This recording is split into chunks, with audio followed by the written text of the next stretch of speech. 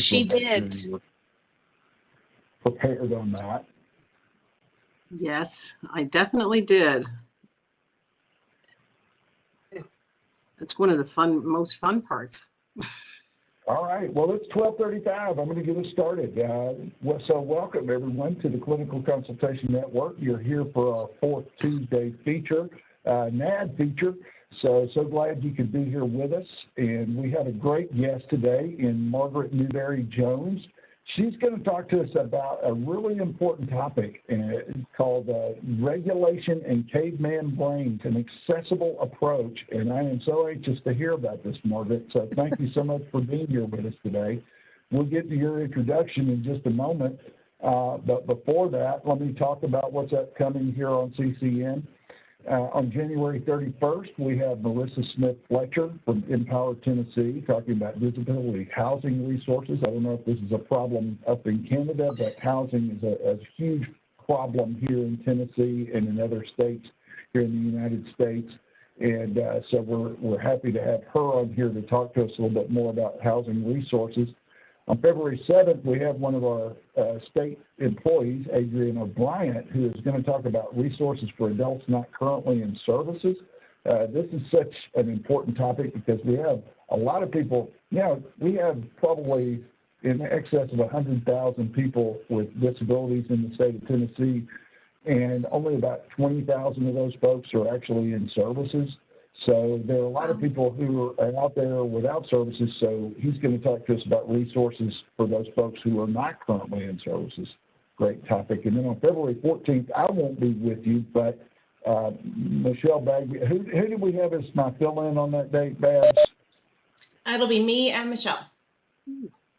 Babs and Michelle are going to fill in. I'm getting a knee replacement surgery on that date, so I will not be here on that date, but Catherine McLaughlin will be here to talk about sexuality education for self-advocates. I will catch up with that one for sure with the recording because that's a really important topic for our people that we're supporting. So that's what's upcoming on CCN. And so now we have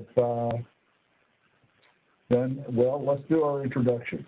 So I want to introduce to you Margaret Newbury Jones. And Juanita, are you going to handle the introduction or is she going to introduce herself? I will absolutely handle the introduction. All right. Well, wonderful. Jump right in. Oh, you want me to do it now? Yeah, I think that's where we are. Are you going to do the SMARTicle first? I usually do the SMARTicle first, but I always think it's backwards. So this makes good sense. So let's do it now. So we are talking today to Dr. Margaret Newbury Jones, and I'm delighted to have another Canadian here with us today. Dr. Newbury Jones has been working in the disability field for her entire career of 30 plus years. And I'm sure that she has the same feelings I do about the 30 plus years, like where did it go? It went very quickly.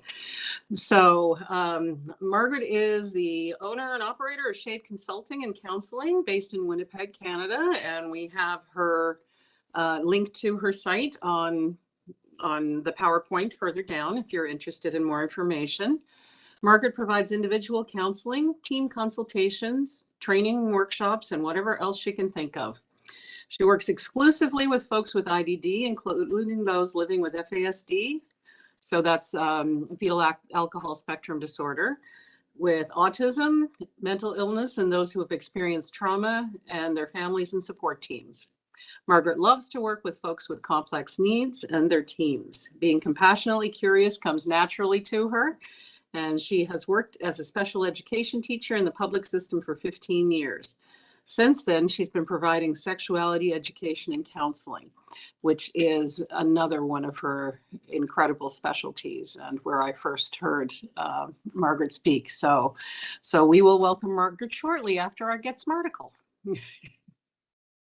Oh, and it's still me. God, I'm fun.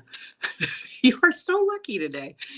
So I have to say that it was a little bit difficult finding updated research on regulation, self-regulation, emotional regulation, behavioral regulation. I did find this article from about 2009, which is fairly pertinent still, and it is emotional regulation and intellectual disability. There's a lot of research done in both topics, very few articles that do the crossover. So here's the citation for you, McClure, Halperin, and the other ones. And it's okay, Babs, please go ahead. I don't want to take up too much of Margaret's time. So until about 2009, it was difficult to obtain information about regulation and intellectual disability. Since then, it's still somewhat difficult. Very little crossover research, as we spoke about a moment ago, and the authors based this paper that they wrote on their own clinical experience and sought to highlight some of the evidence-based practice that involved both IDD and emotional regulation. So even if it wasn't directly noted that they were talking about emotional regulation in some of the work that they did, they used the concepts to apply to people with disabilities. So you can go ahead. Working definition, of course, we're all very familiar with the current definition of IDD, or intellectual and developmental disability, which comes from the DSM-5 in 2013. The APA, American Psychiatric Association, defines emotional regulation as the ability of an individual to modulate an emotion or set of emotions. And that's really simplistic. And I'm sure that Margaret will share with us why that's extremely simplistic very shortly. We clinically define emotional dysregulation as the deficits in the ability to recognize, understand, and accept one's emotions, to engage in goal-directed behaviors while experiencing negative emotions, to modulate the intensity or duration of emotional responses through a variety of contextually appropriate methods, and or willingly experience negative emotions while pursuing meaningful personal goals. So that's typically what we're speaking about.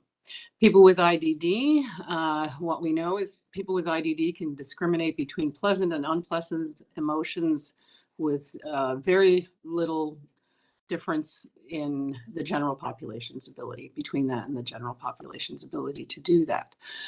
Where some of the difficulty occurs is in labeling those emotions and recognizing them in other people. Obviously, that's not true for all people with an IDD, but there is a higher prevalence of difficulty in labeling and in identifying the emotions of others.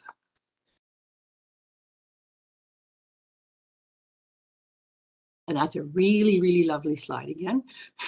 Did I do that? I'm sorry. I was trying to let people in and I clicked off the slide. Oh, you're multitasking. I can't do that at all. So I'm impressed already. Okay, here we go. Here we go. Okay, updated research on emotional regulation and intellectual disability. So we have a couple of different pieces of updated information, and Margaret shared another one with me yesterday that I think that she's going to touch on briefly as well. So most of the work, the review dates of any work is before 2003. However, or 2000. Some of the recent literature continues to validate the information presented from prior to that. So we do have fairly accurate information. It's still evidence-based, but there isn't a lot of updated work on it. You want to go ahead. Some of the updated research. So I looked at exploring emotional regulation strategies used by adults with intellectual disabilities in 2018. So this was another article I took a look at, and that spoke about the greater prevalence of mental health challenges with people with an IDD, which we generally accept.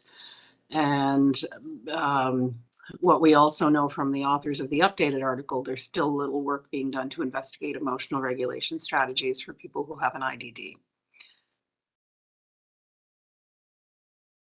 Specific interventions focused on skill-based approaches to improving the components of emotional regulation and focused on making it easier for people with cognitive difficulties to understand and apply some of these skills in future. I added in some additional resources because a lot, yeah, I know. I reviewed these resources and they're fantastic. And I know that they're the basis of a lot of Dr. Newbury Jones's work in regulation. So I am not going to take up any more time. I'm going to pass it over to Margaret so she can share a piece of information about herself that we may not know, and she's going to talk about the caveman brain. And I do believe there's going to be that wonderful word amygdala in a lot of it. I love that word. I don't know if it's going to be repeated, but it will be there at least once. Okay, So good. I can we'll handle go it. from there. We'll go Thank from you. there. So So you please want me to start with something that people don't know about me? Yes, please. Yes, fun fact. Start with your fun fact. My fun fact. I really love to bake. And I would say probably my fun fact, I did debate about whether I was going to put it a slide in my PowerPoint of it this morning. I did deep fake tacos on the weekend. So tacos that looked like tacos, but were actually dessert. So, Okay. yeah. So is that your specialty, or do you have a specialty that you do? You know, I play around with baking all the time. So it's often whatever my family puts. Pan baker. You'll just bake anything. Yeah, pretty much. Usually whatever my family requests. So I feel like one of the NAD lunches coming up should be at the next conference. Should be potluck. There we go. I think we need to have you cater a break at the Nashville NAD conference. That would be a wonderful thing. Think about that. Don't let that disrupt your presentation here today, but we'll talk about that later. All righty.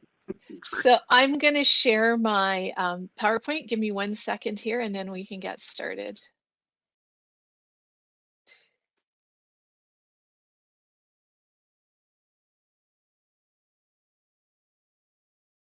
All righty. Everyone's got that?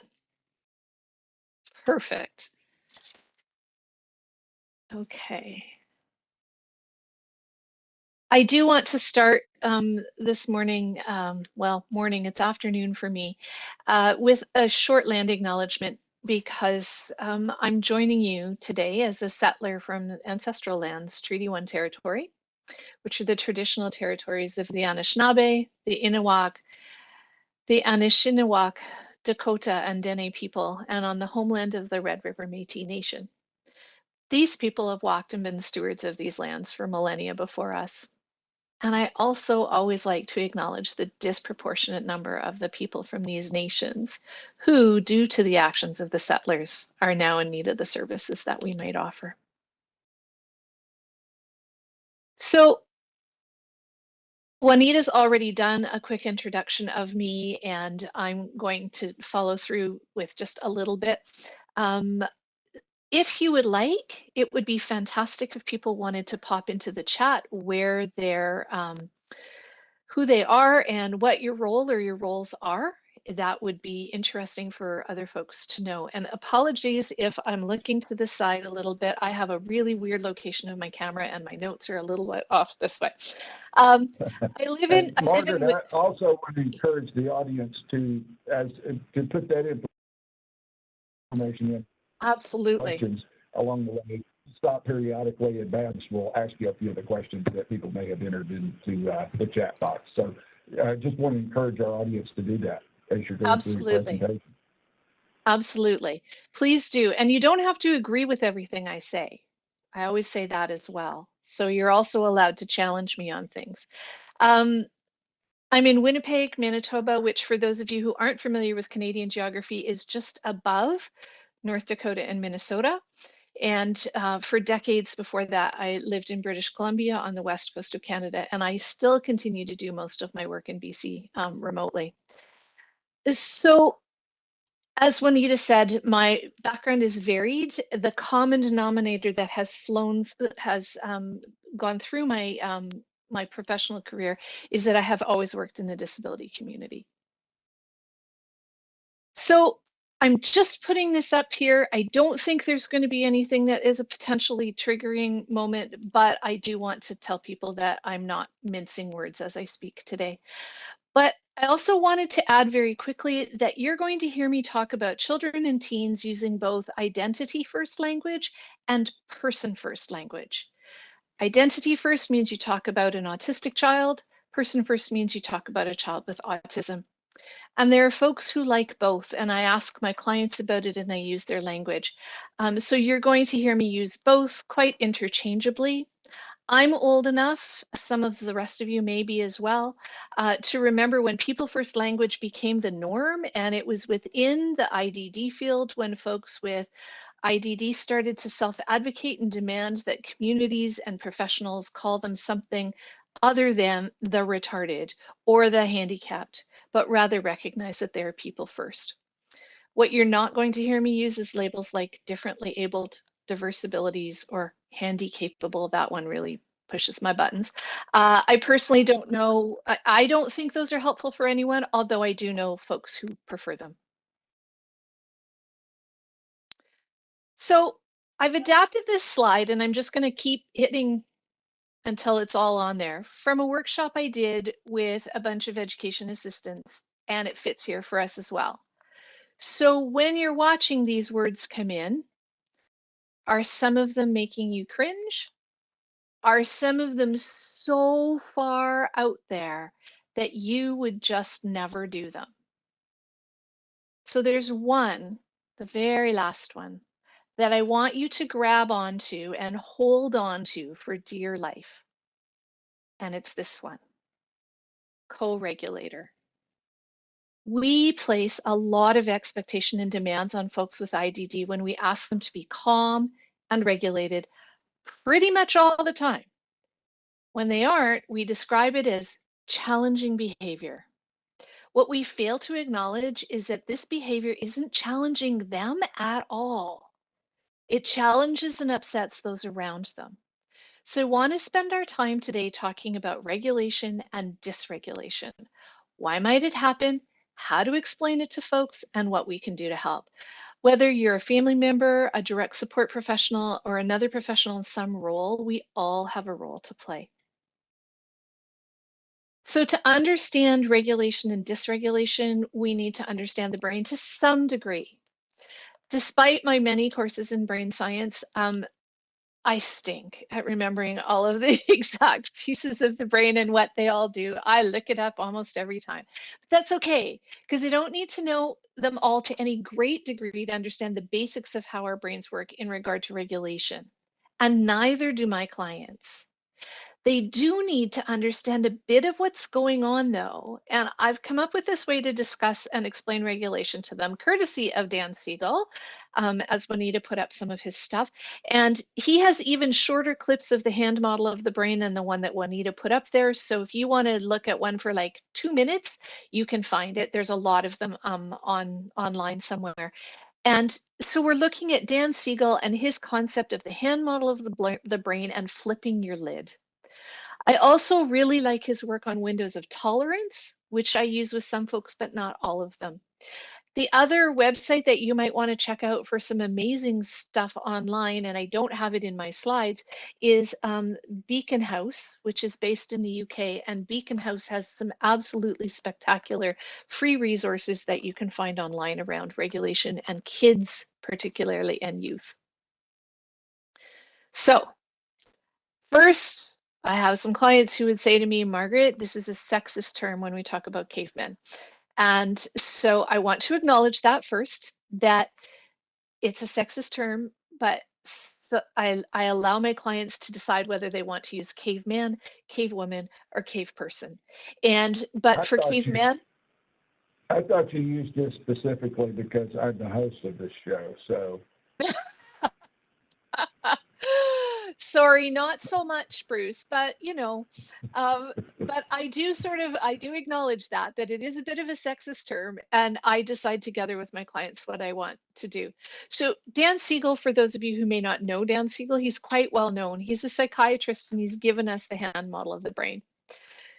What I've done is I've taken his hand model of the brain and his concept of flipping your lid, and I have put it into language that my clients find accessible. And when Juanita and I were talking about what I was going to do today, I said, well, I have this thing. I use it with almost all of my clients. Maybe it's time to share it with a few other folks to see what they think as well. So this is about how your brain functions. So I'm going to show this to you. If you can see my fist, that's all you need to see. And I'm going to talk you through exactly the way that I would talk about it with a client. My language might be a little bit simpler depending on my client, and I might go slower depending on the client and stop more frequently to check in for understanding. But this is essentially what I do with my clients. So we're going to imagine that my fist is a brain, and that my arm coming up from my elbow is my spine, is a spine. Might have to explain spine, might have to explain all that stuff. But at the base of our heads, where our neck and our skulls join, is what we call our brainstem. Our brainstem is the automated part of our brain, controls our breathing, our heart rate, all that stuff. For my clients, I would probably just say this controls all the stuff you don't think about, like when you breathe and your heart beating and things like that. So then we come up and over our head, which is our cortex.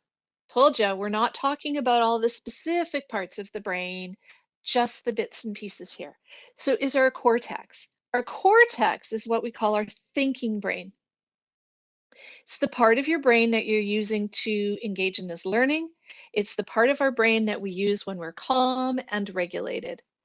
Tucked under our cortex, my thumb, here's your word, Juanita, are our amygdala and our hippocampus. Our amygdala is what deals with emotion, and our hippocampus is important for episodic memory. I wouldn't even explain that to client. I would just say this is a part that we talk about as being your survival brain. Your amygdala and your hippocampus work together, specifically when you're dysregulated. This is your survival brain. To understand how our brain works, sorry, scrolling my notes at the same time. When we're dysregulated, let's go on a hike. We're going into mountains. I lived in BC for 30 years. We're going into mountains. So we walk along the hiking trail and suddenly we see a cougar, maybe a bear, whatever you want. Think that in your head, just ahead of us. When we see that cougar in our bodies, our bodies immediately go into survival mode. That is, our thinking brain goes offline, or as Dan Siegel says, we flip our lids. Our whole focus at that moment is to survive. So I explain this to folks as our caveman brain. So our caveman brain kicks in. So to survive, we do one of three things: fight, flight, or freeze. I'm recognizing for those of you that are really on top of things that we've added fawn into there, but I don't use fawn with most of my clients. Some of them I do. So fight, flight, or freeze. We don't get to choose which one of these things happens to us. It just happens. The other thing going on in our body at that very moment is this flood of adrenaline and dopamine. Gives us energy and strength that we don't usually have. I call those our caveman chemicals. So we're in our caveman brain and our body's full of caveman chemicals. Flight in the face of that cougar might mean that we run away. We back up quickly, keeping an eye on it. Oh, sorry, that was me. Trying to scroll my notes with one hand up.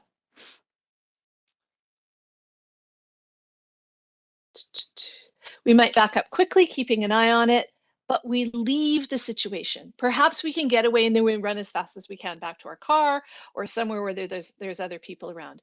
Fight might force us into fighting that cougar as it jumps on our dog while we're walking. Maybe we pull out our bear spray and we spray that cougar.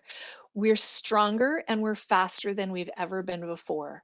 Freeze is the exact thing that we're talking about when we use that expression, a deer in headlights. We freeze in place and we feel like we can't move. It's possible that we end up doing all of these in succession, but we don't get to choose. Our bodies have responded with our survival or our caveman brain. So I get to that part with my clients and make sure that they've sort of like, okay, you with me so far? We go back over the pieces that they need to go over. Once we're safe, or we perceive we're safe, or the immediate danger has gone away, the adrenaline and the dopamine start to leave our bodies and we start to regulate again. So we start to come back down from regulation. We're exhausted because the caveman chemicals are purging from our body and we often want to sleep. I always use the example of watching a toddler take a temper tantrum, right? For any of you who are parents or have been around little kids take a temper tantrum and then they immediately fall asleep. That temper tantrum, they're in survival mode. They're using their caveman brain. So as our brain starts to come back online, we begin to think more clearly. This process, though, depending on what happened, it can take a long time. When you or anyone else, because we've all flipped our lids at some point, and we use our caveman brain, we're not going to be in a position to talk about it or to debrief what happened for a while. So when someone's flipped their lid and when they appear to be regulated again, they aren't necessarily. Rather, they're in recovery mode. They're tired and they're still overwhelmed by what happened. So I always say to folks when I'm speaking with staff about this whole concept, and I'll say, don't wait a half an hour and then go in and say, we need to talk about what happened. That person is not ready to do that yet. You're probably not ready to do that yet. So flipping your lid using your caveman brain is what happens when folks have a meltdown, you get in an argument, road rage, you experience abuse. The experience of abuse often, folks that I've talked to who've experienced abuse often talk about the freeze part. They go somewhere else in their brain until it's finished. Getting in a car accident, all of those things are when our caveman brains sort of kick in.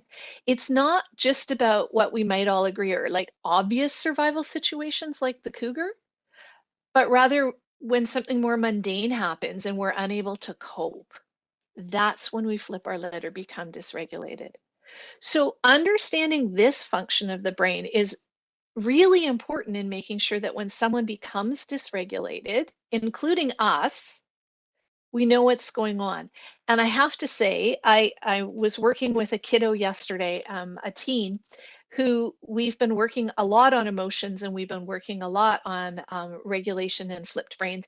And we've been talking about anger as a secondary emotion and what comes up before anger. And he has taken to using this. He'll do this. Well, sometimes it'll be like this. And then other times I might be kind of like this. So for him, it's given him this very clear, concrete way to describe what's going on. And I found that since I've done this work, it's made a huge difference for a lot of my clients. So what now? What do you do now?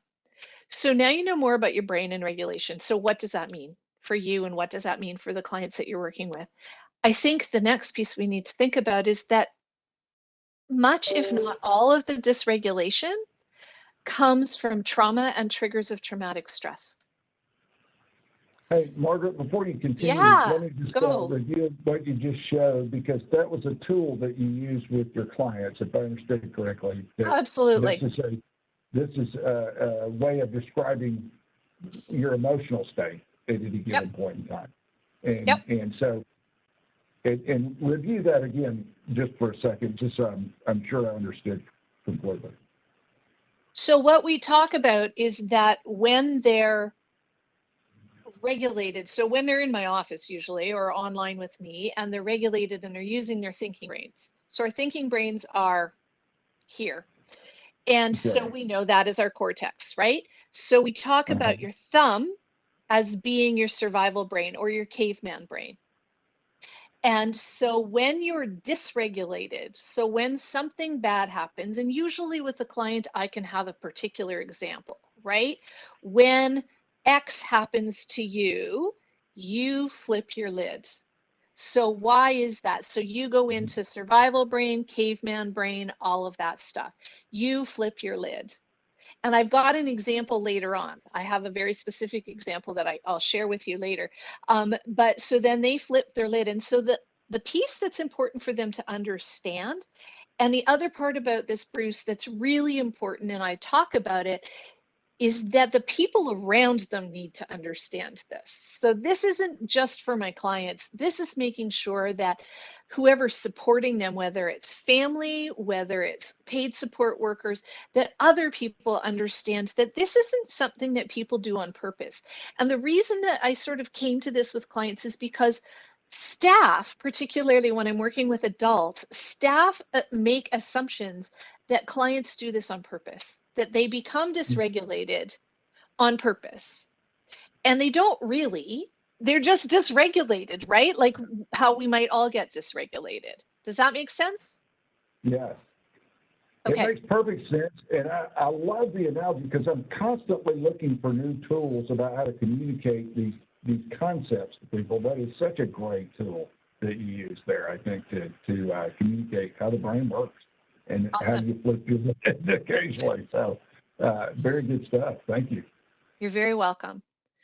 So the piece for me is that dysregulation usually comes from trauma and triggers of traumatic stress for most of the folks that we support. The reality is most folks with any kind of disability have had some kind of trauma in their lifetime.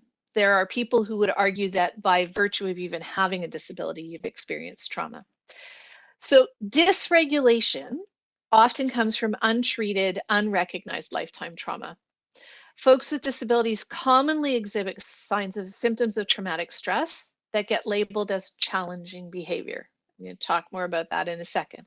The literature tells us that disabled folks can exhibit all the same signs of traumatic stress as others, but it also talks about that challenging behavior as being the most common sign of traumatic stress. Think about that. It's the most common sign of traumatic stress. That's not how we address it.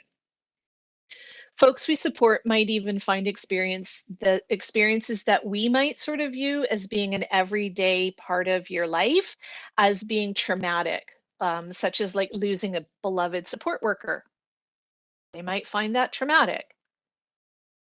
I'm not going to give you a list. Quick, grab your phones, scan this QR code if you want the lists of traumatic stress.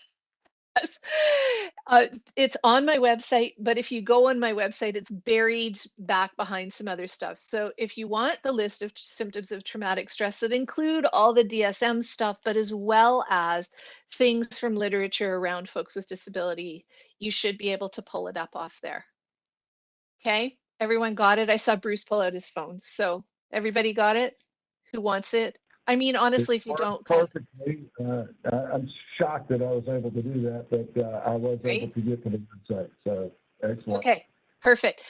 If anyone missed it and you need it, contact me later. I'll send it to you.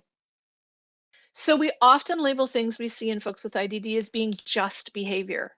Our systems are really quick to respond to behavior as something that can be changed or extinguished because those people around that person with the behavior don't care for it or they find it challenging.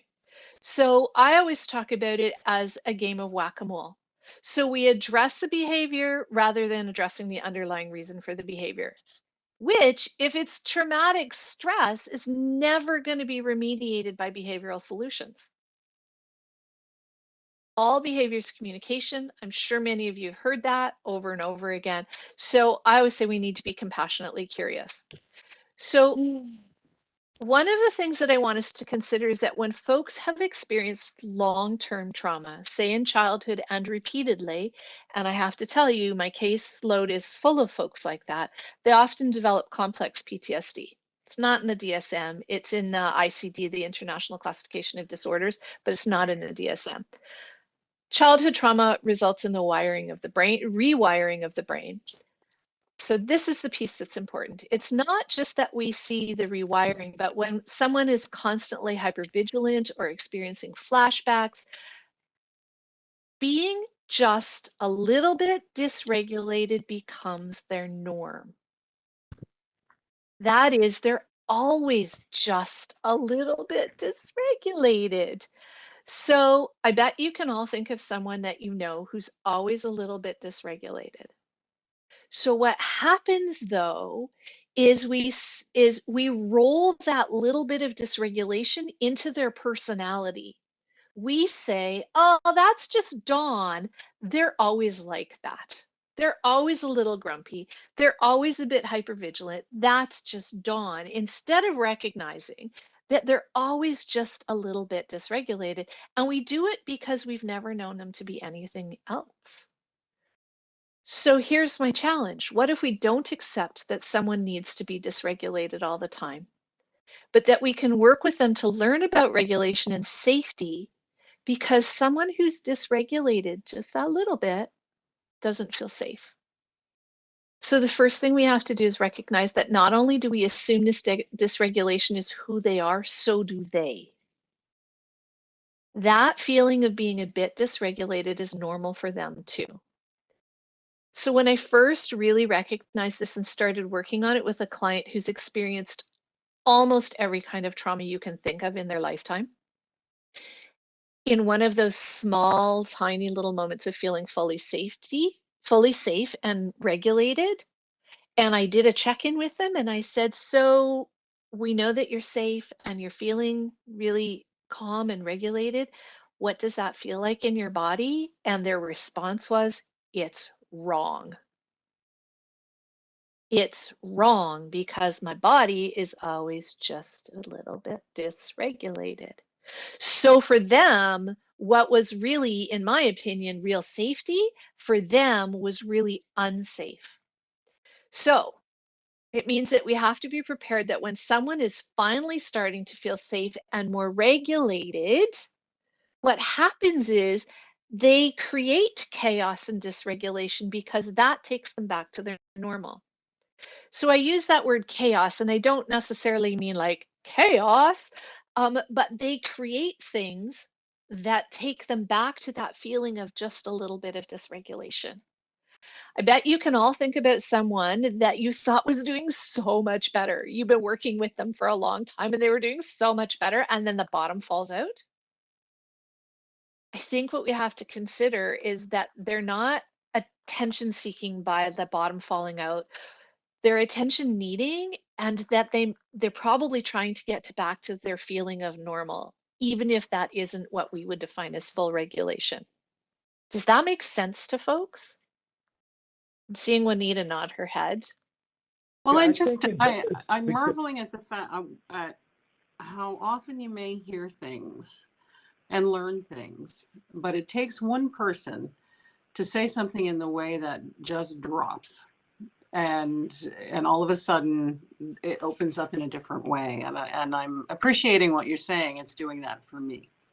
Thank So you. the way you are presenting this is a revelation. So I have to say thank you for that.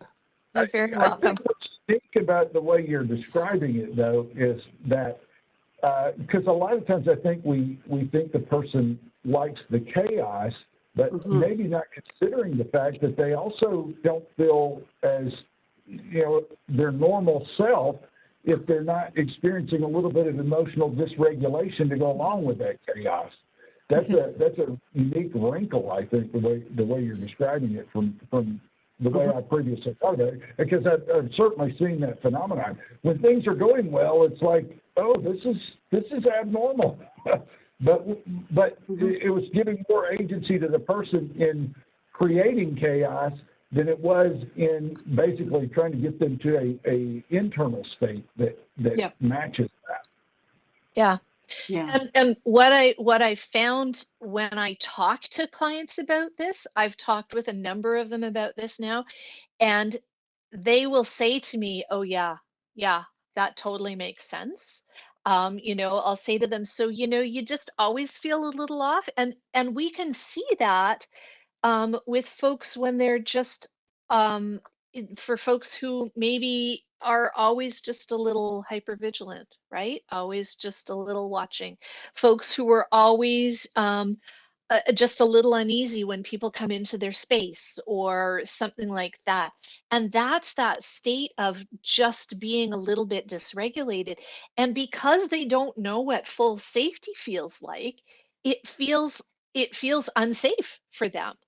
And so it's about taking those little baby steps with folks to get them to that place where they actually feel that they're in a safer spot.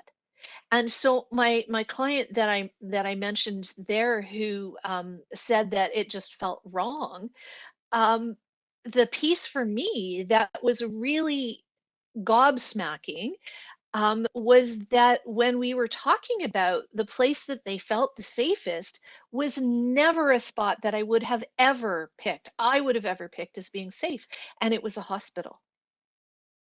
And it was going to a children's hospital when they were young for repeated surgeries. And but when they were there, they said to me, "But when I was there, when I was hungry, I got fed. When I was in pain, I got painkillers. When I was sad, someone paid attention to me. And when I was lonely, someone spent time with me. But when they were at home, there was trauma and abuse and a cycle of those kinds of things. So I would have never in a million years picked that as being their safe spot, but it is. So it's that figuring out with folks kind of like, what does that look like? What does fully regulated look like? What does your regulated look like now? And how do we get it so that it can be fully regulated? And that takes time. It takes a lot of time, and it takes a lot of external work, like other people working with.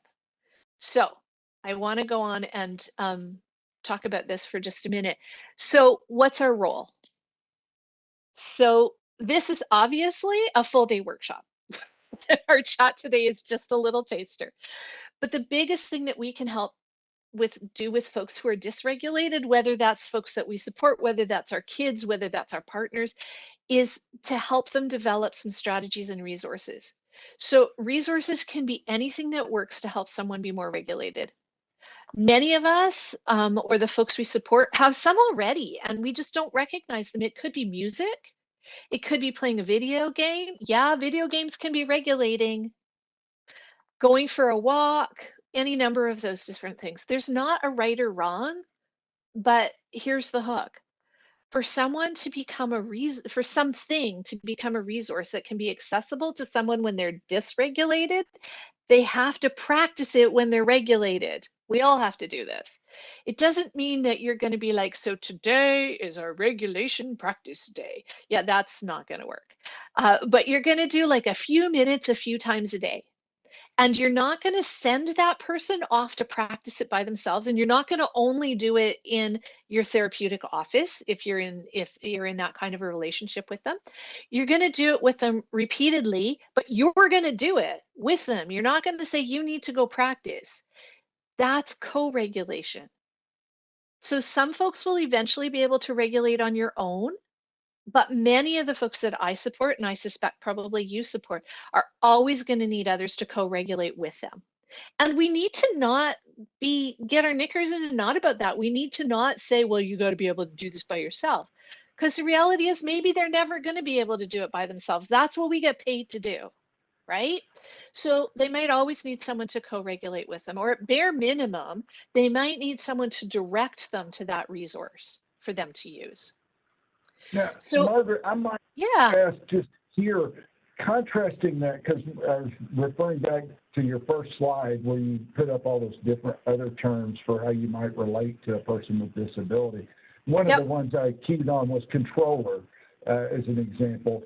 This is a lot different than controlling somebody. And in fact, what you may end up doing if you try to control is escalating or making the storm worse, essentially. Yes. Yep, absolutely. You're definitely not controlling them. You're regulating with them. And this isn't about a regulation strategy that works for you. It's about a regulation strategy that works for them. So when we practice regulating, like if I do that in a session with someone, we're simply going to do that resource when that person is using their thinking brain. And while we're doing it, we're going to notice out loud how we feel when we're doing it. For example, if someone likes to color, while they're practicing and you're practicing side by side with them, you're going to say things like, when I color, I really like the way the crayon feels in my hand. Or I like crayons better than I like markers. I wonder why that is. Oh, my body really relaxes and it makes me feel happy when I color. I really like pink. Pink makes me feel happy. So articulating this when you're regulated and when they're regulated makes that skill more accessible when they're dysregulated. So you're not going to practice 25 of them. You're not going to practice 6 of them. You're going to pick 1 or 2, and you're going to work with people to put that into their toolbox.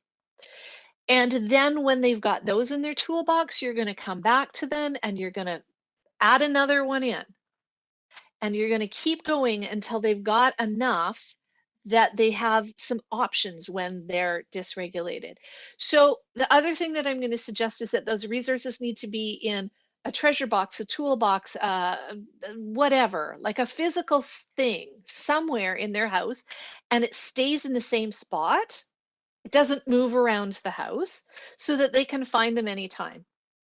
So that could be that physically there's something in that resource. Like I'm sitting here playing with a fidget right now.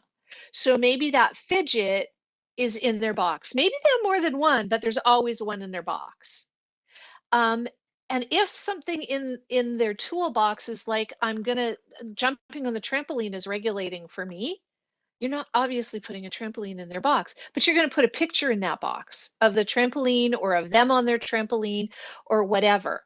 The other thing that I suggest to folks is that you do something portable. So like my fidget would be portable because you can't take a trampoline to the mall. You can't, necessarily, maybe they don't have their music with them when you're at the mall and someone is dysregulated. So you want to develop a resource or two that's regulated that fits in a pocket or in a bag or something like that. So that piece is really important that you do that kind of stuff. So that co-regulation piece is really important as well. And, I said earlier that there's no wrong regulation pieces of resources, skills, strategies, whatever you want to call them. You do want to make sure that they're actually going to be regulating for them. I had a fellow who, when he got dysregulated, would go to his room and he would listen to a particular kind of music, and don't ask me what it was because he don't remember, but it dysregulated him more. So he would just get amped and then he would come flying out of his room and he would be even worse than he was. So he and I worked on that he could listen to this music or this music or this music. I mean, if music's one of them, do a playlist, right? For people, that's their regulating playlist that they want to use. The other piece is that if people have a toolbox and they're practicing and things get used up, don't make a big deal out of that. That's what you want them to do, right? So just make sure that things get replaced. The dollar store is your best friend with regulation strategies and tools. It really is your best friend. But I had a client recently who we talked about that chewing gum was a good regulation strategy. And the first response I got from the staff member was, so and so doesn't have the money to buy chewing gum.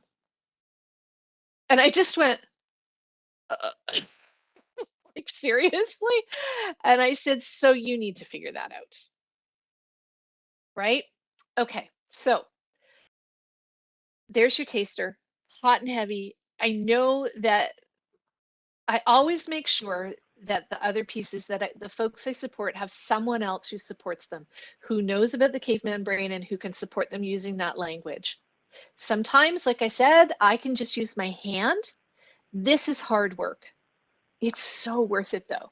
I had a client who was really, I want to say, spoiled by their family when they didn't perceive things were going well. And it wasn't so much about being spoiled, but rather they'd learned that dysregulation made people and demands that they found hard go away.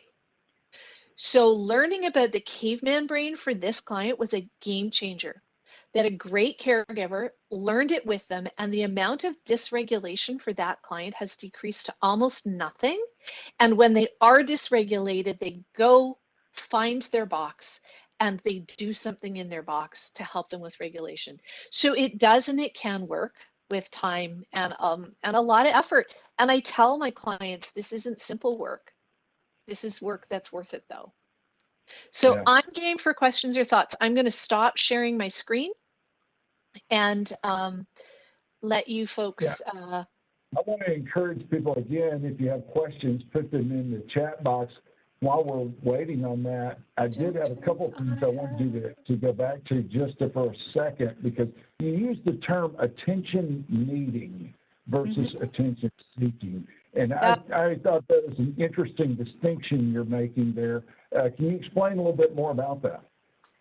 Well, I think we do a lot of stuff in the disability field where we say, oh, when so-and-so does X, they're just looking for attention. And really, the reality is that they usually need attention for some reason or other, right? They're either dysregulated or they need some time with you. I hear it a lot from staff who are like, I'm supposed to be doing the laundry. And my response always is no, your job is actually to be with that person. The laundry can wait. If that person needs time with you, then you need to spend time with them. And so I think we've done a real disservice over the years of talking about people attention seeking versus they need your attention. That's why they're doing what they're doing, because they know for sure they'll get your attention this way. But when they tried it in a, hey, can we sit down and have a cup of tea together? The answer was no. So, okay, so now I'm going to do something else that I know for sure is going to get your attention. That's great. One other term that you used that I want you to explain a little bit more about is being compassionately curious. So I love the idea of being curious, and I don't know, I'm a fan of the Ted Lasso television show where they talk about being curious, not judgmental, but I like your addition of the word compassionate to that. Can you explain a little bit more about that? I can. I don't know the genesis of it. It's a counseling term that a colleague of mine in supervision used, and I absolutely love it. But it means, in my take on it, it means approaching things, being curious about them, but from a with a compassionate lens, rather than just like, oh, gee, I wonder why that's happening. But I wonder why that's happening for so and so. I wonder why Bruce is doing what he's doing right now. I wonder what Bruce is telling me with what he's doing. So I think it just, for me, it just adds that little extra layer in there. Well, this is great stuff. I mean, this is good for any clinician, regardless of whether they work in counseling or wherever they might work. And I would love it if everybody knew how to use that open, flip lid analogy with the hand. It's so simple, and you always have your hand with you. You know, Yeah. So it's a handy tool. No pun intended, Juanita. But Juanita, you have any other comments or questions? Well, I was thinking many comments. I think the value of this work is exceptional. I don't think that there's a way to put value on it truly. I think of the outcome.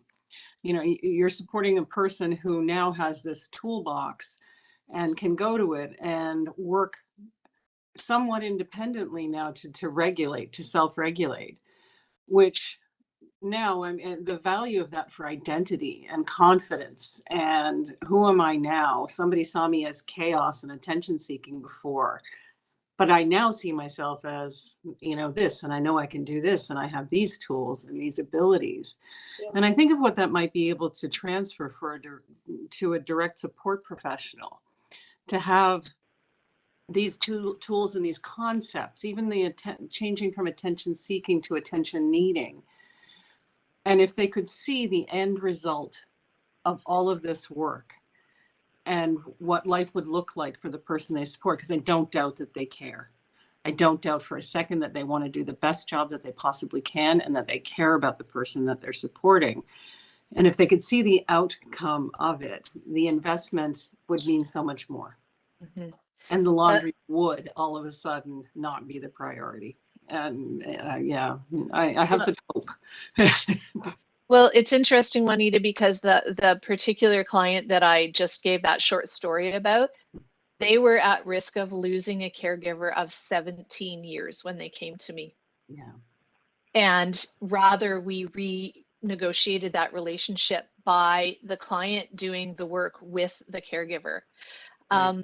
Bruce, you have a question in the chat. I just looked at it. It's not my question. I don't know how it came up in there. It's my question, but it is a great question. So can I answer it? Yes, please do. Well, I sort of see that. I'm sorry that your sisters lost their sight, whoever put that question up there. But I think that dysregulated behavior when you can't discern, like in my mind, that's a really easy one. What can they put on her wheelchair that shows her that she's in or out? Like, is there an arm thing that's got maybe a little bit of turf grass or something so that when she knows she's outside, and maybe it's soft when she's inside, something that's very tactile, very concrete. And if she's asking whether she's inside or outside, staff need to not be abrupt with her. They need to say, oh, I'm sorry, we forgot to tell you, Juanita, we're outside right now, or whatever. But I would find something really concrete that, you know, she could have, or does she have, if she has a blanket that she puts over her legs, which is not uncommon for folks who use wheelchairs, does she have an inside blanket and an outside blanket? I had someone who told me the other day about a weighted blanket that they said had a hot side and a cold side. And I was trying to figure out the logic of that. And I said, tell me what it feels like on the hot side. And they said, it feels like winter sheets.